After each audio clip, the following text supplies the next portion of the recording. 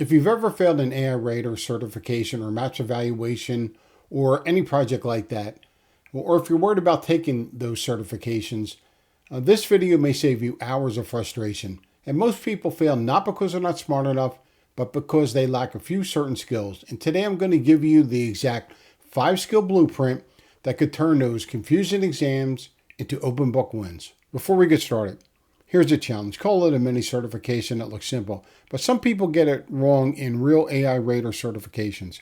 A user types in Instagram. Now, which user intent is it? A, informational, B, navigational, C, transactional, D, local search. Lock in your answer because later I'll show you how to prove the correct answer using a Wikipedia page that we'll use as a guideline and a simple Control+F search, just like an open book certification. Again, Wikipedia is not an official guideline. We're just using this as an illustrative example. These certifications are the hardest part of getting into this AI remote generalist and rater work. They're the gatekeepers, and many people fail the certifications because they generally don't understand how the exams are designed. I've taken a lot of these certifications and passed many of them, and I'm going to show you the exact steps to take to help you succeed without violating any NDAs or giving away anything proprietary. Let's get into it. Everything in these exams comes down to 5 things: guidelines, open book strategy, avoid AI assistance, user intent, time management. If you can get these 5 things right, you're already ahead of most of the applicants. Now, each project usually comes with its own set of guidelines that explain how the company wants you to evaluate things like user intent, user satisfaction, page quality, and response quality. Frequently, the guidelines will include examples to clarify the grading instructions. And these examples are one of the most important aspects of the guideline. Now, your project's guidelines are your answer key. Don't memorize them, index them. Download them, practice Control or Command F depending on your computer system, and star the examples. Certifications often mirror the examples. Learn the company's labels and language so your reasoning matches theirs, which is exactly how you'll use them in the open book phase. These exams are open book. They want you to use the guidelines, but open book doesn't mean easy. It means the real skill is speed, and you need to be able to search the guidelines fast, match questions to examples, make sure your logic matches what they're looking for, and move on without second guessing yourself. So take the practice exam, then step away for 15-20 minutes before starting the real test. Think of your brain like a filing system. If you immediately cram more information in, everything gets piled together. But if you give your brain a little time, those ideas will get organized and become easier to retrieve when you need them. Even a short break can improve recall and reduce panic during the exam. The golden rule, and this one is simple: do not use AI to help you answer certification questions. Most platforms prohibit outside assistance during certification exams. If you're caught using AI or violating exam rules, you could lose access to the project or the platform. And you need these skills for the actual job, so learn them now. AI won't help you here, and neither will a robot. You need to understand how to adhere to the guidelines. And that brings us to the next core subject: user intent. User intent is likely the core of almost every certification. And here's how to think of user intent. If I were typing this query, what am I looking for? So user intent means what the user meant, what they expected, and what results would satisfy them. And generally, they fall into categories of, if it's a brand, an app, or a site only, then that would be a navigational user intent. If it's something near me, a city or hours, that would be a local. If it was something to buy, a price, or subscribe, that would be a transactional intent. If it was what, how, or definition, that would be informational. And if it's mixed, choose the dominant intent. That's basically the mindset. And remember, closely review and consult your specific guidelines that come with that project for the actual interpretation of how they want you to understand user intent. So remember, before you even look at the guidelines, ask yourself, if I type this, what would I want? Then use the guidelines to confirm what you thought.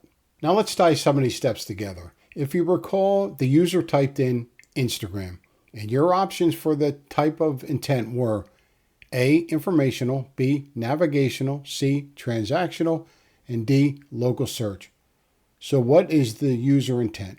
Now here's our Wikipedia page that we're using as a sample guidelines, and if we were going to try to find one particular word, we could do Control+F, and that window would pop up and we could query for that one word. But we're going to do a little pro tip here, and we're going to do Shift Control+F, give us some more options, because we don't know specifically what we're looking for. It's just Instagram. And we're going to type in, because it's Instagram, we're going to assume maybe they're looking for the app, or maybe they're looking for something about the login. And we're going to go to show more options. And we want to, again, make sure we're clicking on match any of these words. Maybe it's app, maybe it's login. We're not exactly sure, but the query was about Instagram. And if I hit the search, these pop up and I say, oh, here's Facebook login. Let me click on that. And here's in the examples, it shows Facebook login is a navigational intent. Facebook and Instagram are similar type of apps. So in the examples, if Facebook login is a navigational intent, then I know that Instagram is going to be in navigational intent. So again, it's looking into the examples, finding something similar, and using that as your basis of understanding how they want you to apply the guidelines to that question. Now, I know sometimes that answer can be confusing when we say that Instagram is a platform like Facebook and Instagram are navigational intent. A lot of times you hear navigational and you think geographical. But in radar logic, navigational has nothing to do with geography. It's about digital navigation. The user is navigating to a specific online destination, like a website, an app, a service. Remember that you need to follow the guidelines. And in our example, Wikipedia was the guidelines we were using for illustrative purposes, and that classified Facebook, which is similar to Instagram, as navigational. So that's why we followed it that way, and that's why it was labeled as navigational. Again, you're following the guidelines. And once you start to develop that mindset and try to understand how the adhering to the guidelines, you're going to be in far better shape to pass these certifications.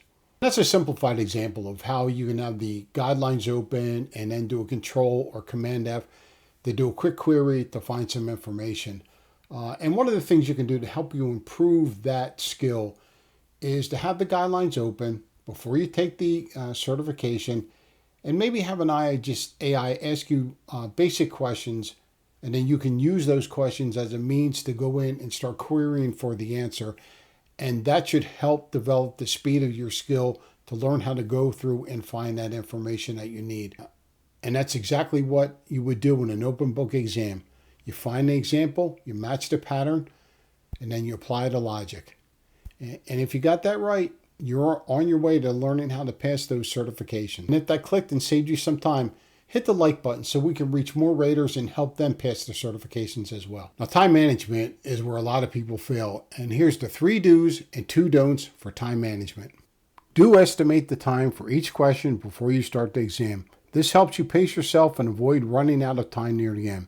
Do keep your eye on the clock. Time awareness keeps you calm and focused. It's your silent partner in the test. And do have all the guidelines open and ready to search.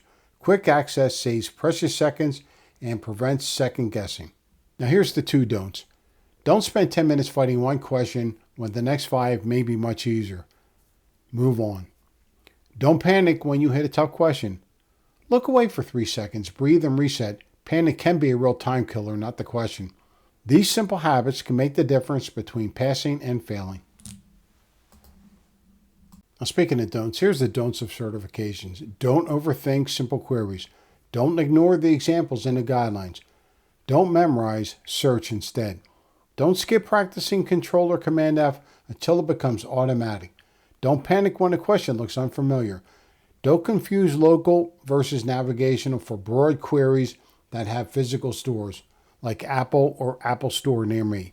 Most failures come from process, not knowledge. So if you learn the guidelines, practice searching them, understand user intent, and manage your time, you'll be ready for these certifications. They're challenging, but absolutely passable with the right approach. And the good news is, passing these certifications usually isn't about being a genius. It's about learning the process and applying it consistently. Remember, these certifications are usually open book. And your goal isn't to memorize everything. Your goal is to learn the process. And once you've understood the process, these exams become a lot less intimidating. And if this helps, hit the like, subscribe, and stick around.